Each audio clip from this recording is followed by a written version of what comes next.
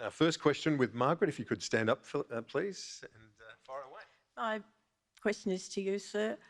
Debt naturally concerns me, as it does everybody. And although I remember when the SCC was sold off, I don't remember how much it was sold for. What concerns me now is how much it's going to cost to buy it back. Margaret, thank you. Premier. Thank you, Margaret. There is no cost in terms of buying the asset back, because those big companies to whom our electricity system was sold, they've told us they're leaving. They're leaving in the middle of next decade. So we have to make a choice as a Victorian community. Do we replace them with other big companies that are about making profits, or do we do something different? And what we think the best thing to do is to invest in renewable energy that is owned by all Victorians. That cuts emissions, that's important, but also cuts household bills. Margaret, it just makes sense. If there's more electricity, then the price will always be lower. If it's scarce, the price will always be higher. Those big companies that you refer to, we're not cutting them a cheque. We're instead replacing them with something different. They're the ones that are leaving.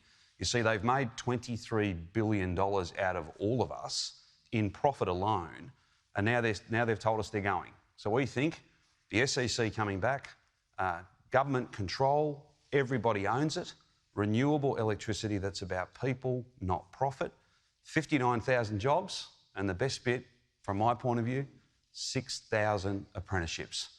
That's leadership. I think that's a positive plan, and that's what I want Victorians to vote for.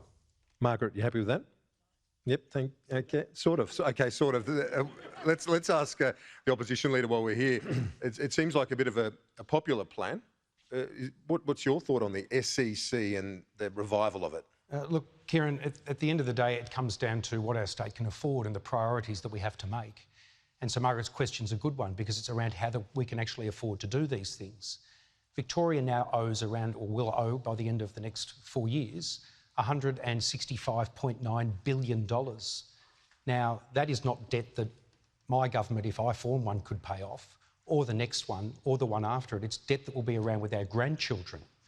And what that means is that every time we have to service that debt, as we know interest rates are going up, that then detracts from money we can spend on hospitals, on a cost of living crisis in our state. So we've got to make priorities. So is the priority establishing a bureaucracy for billions of dollars which could potentially come out of your superannuation? Or is the priority managing our state's finances well? And when we have more debt now than New South Wales, Queensland and Tasmania combined, my contention is that's not money well spent.